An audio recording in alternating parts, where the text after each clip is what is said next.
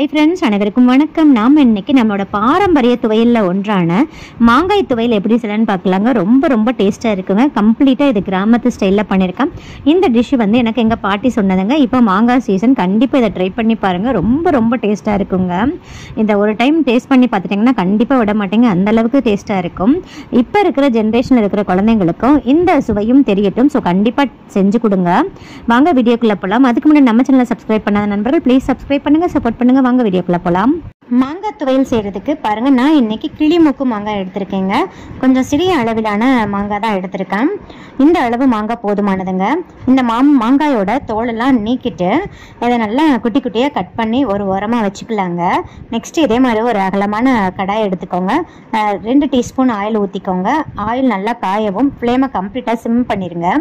Sim பண்ணிவிட்டு பாருங்கள், இந்த டேபிள் ஸ்பூனில் 2 டேபிள் ஸ்பூன் உளுந்து பருப்பு சேர்க்குறேங்க. இப்போ உளுந்து கூடயே நான் ஒரு 5லிருந்து 6 மிளகாய் வத்தல் சேர்த்துக்கலாங்க. உளுந்து நல்லா சிவந்து வரட்டும், அந்த அளவுக்கு நல்லா வறுத்துக்கோங்க. இப்போ உளுந்து கொஞ்சமாக சிவக்கவும் நான் 1/4 டீஸ்பூன் சீரகம் சேர்க்குறேங்க. சீரகம் சேர்த்துட்டு பாருங்கள், சீரகம் நல்லா பொரியட்டும். இப்போ உளுந்தும் சீரகமும் நல்லா சிவந்து வந்துருச்சு. இப்போ அவ்வளோதாங்க, ஸ்டவ் ஆஃப் பண்ணிவிட்டு இந்த எண்ணெயை அப்படியே விட்டுட்டு இந்த உளுந்தை மட்டும் நம்ம தனியாக எடுத்து வச்சிடலாங்க. இப்போ ஒரு பவுலில் எடுத்து வச்சு நல்லா ஆற வச்சுருங்க. இப்போ நல்லா ஆறிச்சு. இந்த உளுந்தை வந்து நான் மிக்ஸி ஜாருக்கு ட்ரான்ஸ்ஃபர் பண்ணிட்டேங்க. ட்ரான்ஸ்ஃபர் பண்ணிவிட்டு 2 பல்ஸ் விட்டு எடுத்துகிட்டு வந்துக்கோங்க. அதாவது குறப்பாக அரைக்கணுங்க. பாருங்கள், நான் இந்த மாதிரி பவுடராக 2 பல்ஸ் விட்டு எடுத்துகிட்டு வந்துட்டேன். தண்ணி எதுவும் ஊற்றக்கூடாதுங்க. நெக்ஸ்ட் நம்ம கட் பண்ணி வச்சுருக்கிற மாங்காயை ஒரு கப்பில் மெஷர் பண்ணி எடுத்துக்கோங்க. கப்பு அல்லது கிளாஸ் எதில் வேணால் மெஷர் பண்ணிக்கலாங்க. பாருங்கள், நான் கட் பண்ண மாங்காய் கப் அளவில் பார்த்தீங்கன்னா 1 கப் இருக்குங்க. நெக்ஸ்ட்டு 2லிருந்து 3 பூண்டு பல் சேர்த்துக்கோங்க. 3 சின்ன வெங்காயம் சேர்த்து விட்றேங்க. 1 துண்டு இஞ்சியை தோலெல்லாம் நீக்கிட்டு சேர்த்துக்கோங்க. நெக்ஸ்ட்டு 2 பச்சை மிளகாயை கிள்ளி சேர்த்துக்கிறேங்க. ஏற்கனவே நம்ம 5லிருந்து 6 மிளகாய் வத்தல் சேர்த்துருக்கோம். ஸோ பச்சை மிளகாய் கொஞ்சம் கம்மியாகவே சேர்த்துக்கோங்க. ஜஸ்ட்டு ஃப்ளேவருக்காக தாங்க சேர்க்குறேன். நெக்ஸ்ட்டு நம்ம எந்த கப்பில் மாங்காயை அளந்தீங்களோ அதே கப்பில் 1/2 கப் தேங்காய் எடுத்துக்கோங்க. தேங்காயையும் குட்டி குட்டியாக கட் பண்ணி எடுத்துக்கோங்க. அந்த மாங்காய் அளவுக்கு நீங்கள் கட் பண்ணி எடுத்துக்கோங்க. தேங்காயோட அளவு இன்க்ரீஸ் பண்ணிடாதீங்க, அப்போ நல்லா இருக்காது. ஸோ எந்த கப்பில் நீங்கள் மாங்காயை அளக்குறீங்களோ அதே கப்பில் 1/2 கப் தாங்க எடுக்கணும். இப்போ தண்ணி எதுவும் ஊற்றாமல் 2லிருந்து 3 பல்ஸ் விட்டு எடுத்துகிட்டு வந்துடலாம். பாருங்க, தண்ணி எதுவும் ஊத்தாம நான் நல்லா அரைச்சிட்டு வந்துட்டேன். இந்த அளவுக்கு நம்ம அரைச்சா போதுங்க. அதாவது திரியா இருக்கணும், அந்த அளவுக்கு அரைச்சிக்கோங்க. 2லிருந்து 3 பல்ஸ் போதுமானது. நெக்ஸ்ட் 1/4 டீஸ்பூன் கல்லுப்பு சேர்க்குறேங்க. உப்பு கம்மியாகவே சேர்த்துக்கோங்க. லாஸ்ட்டில் நம்ம செக் பண்ணிவிட்டு சேர்த்துக்கலாம். நெக்ஸ்ட்டு கலருக்காக கொஞ்சமாக 1/2 டீஸ்பூன் காஷ்மீரி மிளகாய் தூள் சேர்க்குறேங்க. இது ஆப்ஷனல் தான், நீங்கள் விருப்பப்பட்டால் சேர்த்துக்கலாம். நெக்ஸ்ட்டு பாருங்கள், ஃப்ரெஷ்ஷான கருவேப்பிலை கொத்து ஒரு 3 கொத்து சேர்த்து விடுறேங்க. கருவேப்பிலை கொத்தை நல்லா வாஷ் பண்ணிவிட்டு சேர்த்துக்கோங்க. கருவேப்பிலையை சேர்க்குறதுனால மணமாகவும் டேஸ்ட்டாகவும் இருக்குங்க. இப்போ தண்ணி எதுவும் விடாமல் அரைச்சிட்டு வந்துக்கோங்க. நம்ம துவையல் மாதிரி தான் செய்கிறோம், அதனால் தண்ணி விடாமல் அரைச்சிங்கன்னா ரொம்ப டேஸ்ட்டாக இருக்குங்க. இதே நீங்கள் கொஞ்சம் சட்னி மாதிரி தளர்வாக செய்கிறீங்கன்னா 1/4 கிளாஸ் தண்ணி ஊற்றி அரைச்சிக்கலாங்க. நான் இன்றைக்கி துவையல் மாதிரி தான் செய்கிறேன். அந்த மாங்காயிலையும் தேங்காயிலையும் இருக்கிற ஈரப்பசையே போதுமானது. ஸோ தண்ணி ஊற்றாமல் 3 பல்ஸ் விட்டு எடுத்துகிட்டு வந்துக்கிட்டேங்க. பாருங்கள், கொஞ்சம் திரியாக தாங்க இருக்கணும். இந்த மாதிரி தான் அரைச்சிக்கணும்.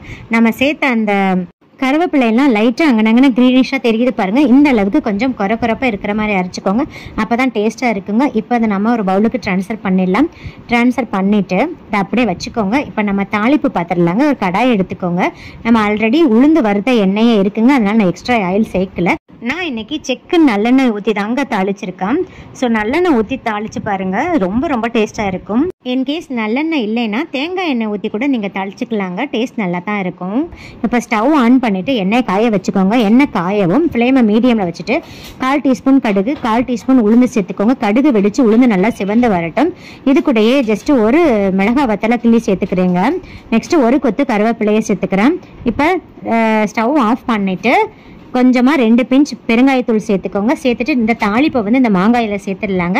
அவ்வளோதான், ஃபைனல் நம்மளோட கிராமத்து மாங்காய் துவையல் ரெடி ஆயிடுச்சுங்க. ரொம்ப ரொம்ப டேஸ்ட்டாக இருக்குங்க. நீங்கள் தாளித்து ஊற்றுறதுக்கு முன்னாடி உப்பு காரம்லாம் செக் பண்ணிக்கோங்க. காரம் கொஞ்சம் கம்மியாக இருந்துச்சுன்னா நீங்கள் வெறுமிளகாய் தூள் கூட சேர்த்துக்கலாங்க, உங்கள் விருப்பம் தான். சேர்த்துட்டு நல்லா மிக்ஸ் பண்ணி கொடுத்துட்டு அதுக்கப்புறம் தாளிச்சுக்கோ. இந்த துவையில வந்து மெயினாக சூடான சாதத்தை கொஞ்சம் உதிரியாக நம்ம வடிச்சுக்கிட்டு இந்த துவையில ஒரு ஸ்பூன் எடுத்து போட்டுட்டு கொஞ்சமாக 1 டீஸ்பூன் நல்லெண்ணெய் ஊற்றி மிக்ஸ் பண்ணி சாப்பிட்டோம்னா ரொம்ப ரொம்ப டேஸ்ட்டாக இருக்குங்க. கண்டிப்பாக நீங்கள் அந்த மாதிரி சாப்பிட்டு பாருங்கள், ரொம்பவும் டேஸ்ட்டாக இருக்கும். தயிர் சாதம், ரச சாதத்துக்குலாம் சைட் டிஷ்ஷாக வச்சுக்கலாங்க. ரொம்ப டேஸ்ட்டாக இருக்கும். ஈவன் இட்லி, தோசை, சப்பாத்திக்கு கூட ரொம்ப டேஸ்ட்டாக இருக்குங்க. மேக்ஸிமம் இந்த மாங்காய் துவையலை வந்து கை வச்சு யூஸ் பண்ணாதீங்க, கரண்டி அல்லது ஸ்பூன் வச்சு எடுத்துக்கோங்க. மிக்ஸி ஜார்லேருந்து வேறு பவுலுக்கு ட்ரான்ஸ்ஃபர் பண்ணுறச்சையும் நீங்கள் ஸ்பூன் அல்லது கரண்டியாலேயே எடுத்து யூஸ் பண்ணிக்கோங்க. மேக்ஸிமம் கை யூஸ் பண்ணாதீங்க. ஏன்னா இதில் தேங்காயை நம்ம பச்சையாக அரைச்சி சேர்த்துருக்கோம். அதுவும் இல்லாமல் இது சம்மர் சீசன்றதுனால சீக்கிரமே கெட்டு போயிடும். ஸோ பிரேக்ஃபாஸ்ட் முடியவும் நீங்கள் இந்த துவையலை ஒரு ஏர்டைட் கண்டெய்னரில் க்ளோஸ் பண்ணி ஃப்ரிட்ஜில் ஸ்டோர் பண்ணிக்கோங்க. லஞ்சுக்கு தேவைப்படும் போது தேவையான அளவை எடுத்துட்டு மிச்சத்தை ஃப்ரிட்ஜ்லேயே ஸ்டோர் பண்ணிக்கோங்க. இப்படி நீங்கள் செஞ்சீங்கன்னா ஒரு 2லிருந்து 3 நாள் வரைக்கும் நம்ம வச்சு சாப்பிடலாங்க. ஸோ முடிஞ்ச அளவுக்கு வெளியே வைக்காதீங்க. மிஸ் பண்ணாமல் இந்த டிஷ்ஷை நான் சொன்ன அளவுகளோட செய்து பாருங்கள். ரொம்ப ரொம்ப டேஸ்ட்டாக இருக்கும். இந்த வீடியோ உங்களுக்கு மிகவும் பயனுள்ளதாக இருக்கும்னு நினைக்கிறேன். இந்த வீடியோ பிடிச்சா லைக், ஷேர், கமெண்ட் பண்ணுங்கள். மறக்காமல் சப்ஸ்கிரைப் பண்ணுங்கள். சுவை அறிந்துட்டு சுவைத்து பாருங்கள். நன்றி, வணக்கம்.